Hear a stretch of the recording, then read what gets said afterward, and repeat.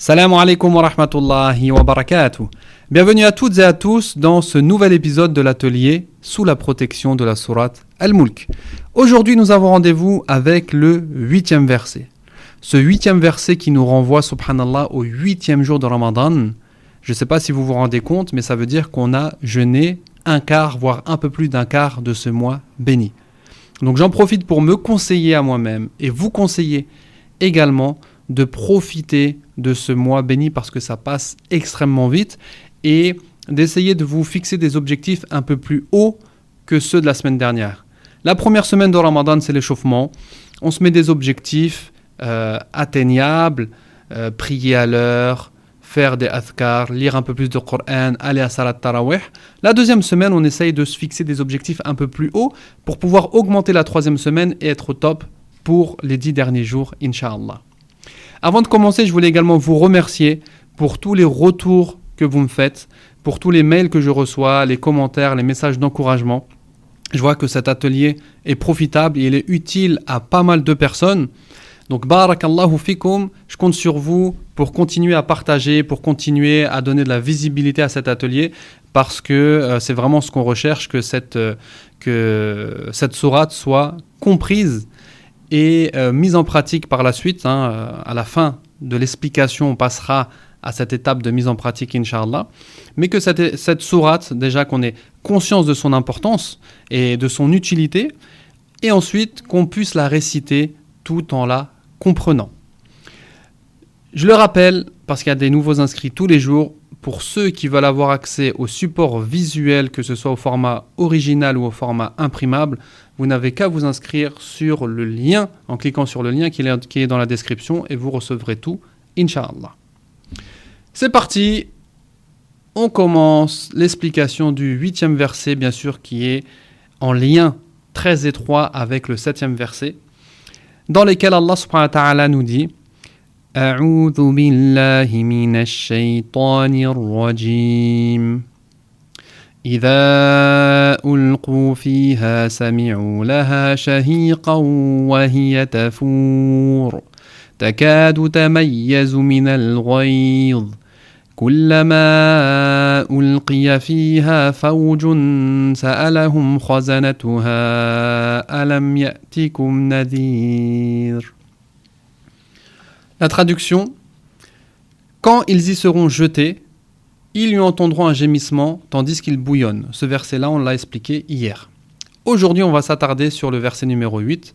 Peu s'en faut que de rage il n'éclate. On parle de l'enfer. L'enfer, il est sur le point d'éclater, tellement il est en colère. Toutes les fois qu'un groupe y est jeté, ses gardiens leur demandent « Quoi ? Ne vous est-il pas venu d'avertisseur ?» Dans le verset 7, Allah subhanahu wa ta'ala décrit l'enfer soit comme une bête féroce, soit comme un volcan qui gronde, un volcan en éruption, qui bouillonne de colère, et sa colère est tellement intense qu'il sera sur le point d'éclater. Donc, dans ce verset-là vient compléter le verset précédent. Takadu tamayyazu min al-ghayz. Tellement il est en colère, tellement il bouillonne, il est sur le point d'éclater. Et après la description de l'enfer, Allah subhanahu wa ta'ala nous informe de sa grande justice par laquelle une ultime question sera posée aux gens de l'enfer, et on va rentrer dans les détails. Donc là, on est toujours dans la description de l'enfer parce que ce verset-là, il nous indique que l'enfer est dans une colère énorme et que l'enfer, également, il a des gardiens. Qui sont ces gardiens ? Nous allons le découvrir dans ce verset. Takadu tamayyazu. Donc, kada. Yakadu, c'est être sur le point de. Takadu. Par exemple, yakadu yasqut. Il est sur le point de tomber. Ou kada yasqut, il était sur le point de tomber, mais il s'est rattrapé. Tamayyazu, ça vient du verbe tamayyaza yatamayyazu.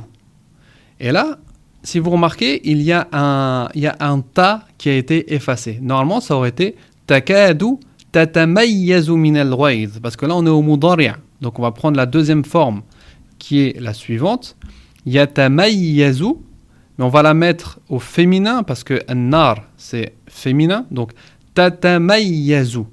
Mais là on voit qu'il y a un ta qui a été supprimé. Le premier ta a été effacé pour cause d'allègement. Ça, c'est quelque chose qui est souvent fait dans le Coran, qui est connu dans la langue arabe, c'est de supprimer, d'effacer des lettres pour allègement. Vous l'avez dans surat Al-Qadr. Inna anzalnahu fi laylatil qadr wa ma adraka ma laylatul qadr. Laylatul qadr khayrun min alfi shahr. Tatanazzalu al-malaikatu. Normalement, c'est tatanazzalu al-malaika. Et là, on n'a que tanazzalu al-malaika. Donc, c'est quelque chose qui est connu, c'est quelque chose qui est régulier, mais il faut savoir que ça vient du verbe tamayyaza ya tamayyazu, qui signifie éclater, exploser. Tellement l'enfer est en colère qu'il est sur le point d'exploser. Et ça, on l'utilise même en français, quand une personne est en grande colère, elle dit « Oh, je vais exploser de colère ». L'enfer, il sera dans cette situation, subhanallah, qu'Allah nous en préserve. Al-Ghayz, c'est la grande colère, c'est la rage. Cette colère vient du crime de ces gens qui ont mécru en Allah, subhanahu wa ta'ala, et aux messagers. Pourquoi l'enfer, il est en colère ? L'enfer, il est en colère à cause du crime qu'ont commis ces gens-là.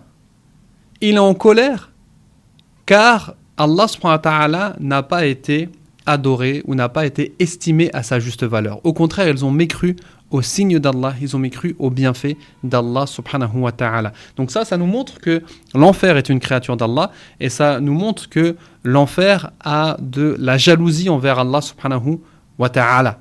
Et que l'enfer, il n'est pas content que les gens mécroient en Allah et surtout en ses prophètes et messagers qui sont venus avertir justement de cette situation-là, que l'enfer existait réellement. Et l'enfer les voit comme des ennemis.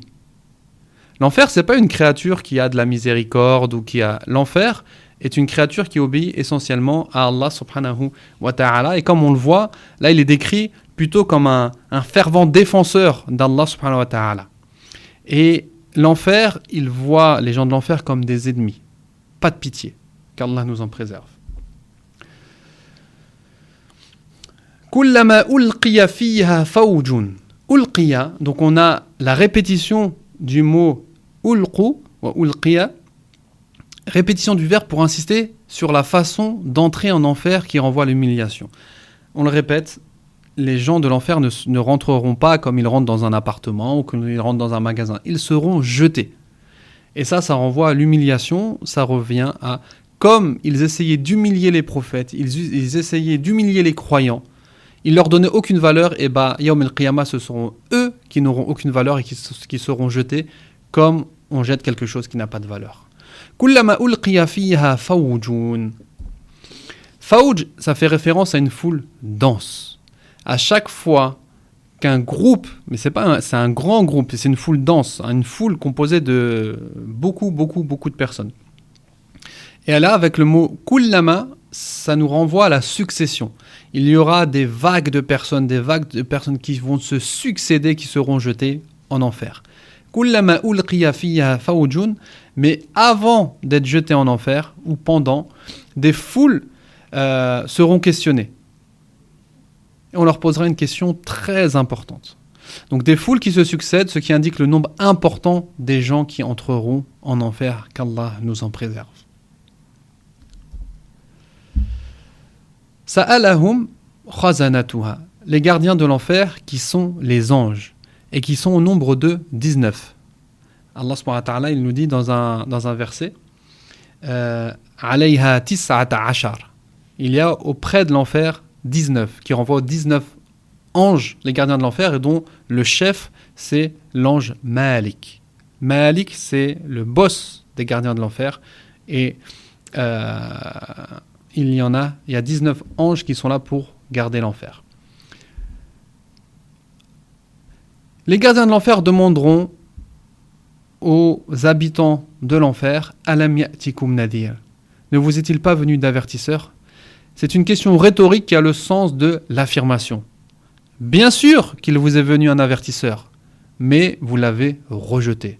Le but étant de blâmer celui à qui on pose la question pour lui donner un sentiment de regret. Et là, on remarque, et on le verra dans les autres versets, que le châtiment de l'enfer n'est pas simplement un châtiment physique, mais il y a également une partie psychologique. Imaginez-vous le regret.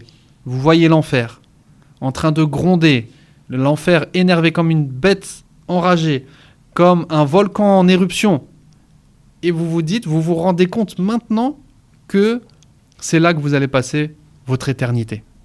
Imaginez-vous les regrets, imaginez-vous à tout ce que vous allez penser lorsque vous avez réfuté le message de l'islam, le message de la foi, qu'Allah nous en préserve et qu'Allah nous compte parmi les croyants.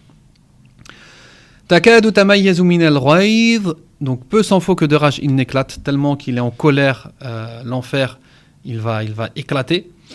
Kullama ulqiya fiha fawjun, et à chaque fois qu'un groupe est jeté, un groupe de personnes, un groupe énorme de personnes, et ces groupes-là ils vont se succéder, il y en aura énormément, les gardiens de l'enfer leur poseront la question: ne vous est-il pas venu d'avertisseur? Les leçons que l'on peut tirer de ce verset-là, premièrement, c'est que l'enfer sera dans une colère folle. Il sera incontrôlable. Ensuite, les gens de l'enfer seront nombreux. Ils seront jetés dans l'enfer. L'enfer a des gardiens, 19, avec à leur tête l'ange Malik, et ils sont décrits comme, dans le verset de Surat Tahrim, comme étant rudes, durs et ne désobéissant jamais à Allah subhanahu wa ta'ala. Allah subhanahu wa ta'ala il dit: ô vous qui avez cru, préservez vos personnes et vos familles d'un feu dont le combustible sera les gens et les pierres. Surveillés par des anges rudes, durs, ce sont eux, les gardiens de l'enfer. Ne désobéissant jamais à Allah subhanahu wa ta'ala en ce qu'il leur commande et en faisant strictement ce qu'on leur ordonne. Ensuite, on prend de ce verset-là la totale justice d'Allah subhanahu wa ta'ala avec la question qui servira de preuve. Ils reconnaîtront qu'ils ont démenti les messagers, qu'ils ont démenti Al-Nadir. Al-Nadir, c'est l'avertisseur. Al-Bashir, c'est celui qui annonce la bonne parole, qui annonce la bonne nouvelle. Et Al-Nadir, c'est celui qui avertit du châtiment. Et justement, le prophète, il a ces deux rôles-là. Il annonce la bonne nouvelle avec le paradis et il avertit contre l'enfer. Et donc là, les gardiens de l'enfer vont dire: mais vous n'avez pas eu d'avertisseur qui vous met en garde contre cette situation-là, qui vous décrit le feu, qui vous décrit comment ça va se passer? Ils diront si, mais on ne l'a pas calculé. De ce verset-là, également, on prend l'excuse par l'ignorance qu'on appelle al-udhr bil-jahl. C'est-à-dire qu'Allah subhanahu wa ta'ala ne châtie personne sans qu'il n'ait reçu auparavant un avertisseur. Allah subhanahu wa ta'ala, il dit dans le verset 15 de Surat Al-Isra: وَمَا كُنَّا مُعَذِّبِينَ حَتَّى نَبْعَثَ رَسُولًا. Et nous n'avons jamais puni un peuple avant de lui avoir envoyé un messager. قال الشيخ الشنقيطي رحمه الله: هذه الآية تدل على أن الله تعالى لا يعذب بالنار أحدا إلا بعد أن ينذره في الدنيا. Donc, Cheikh Shanqiti rahimahullah, il dit que ce verset nous indique qu'Allah subhanahu wa ta'ala ne châtie personne par le feu sans qu'il ne l'ait prévenu dans ce bas monde. Et on comprend que le châtiment sera aussi bien physique que psychologique, et ça se développera, dans le prochain verset. Demain, Inch'Allah, nous avons rendez-vous avec le verset numéro 9, et on va voir quelle sera la réponse des gens de l'enfer à la question des gardiens.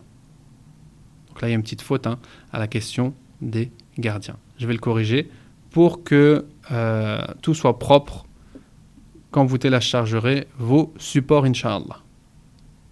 Si vous avez des questions, n'hésitez pas à les poser dans les commentaires ou à m'envoyer un mail à contact@vivreLeCoran.fr, contact@vivreLeCoran.fr.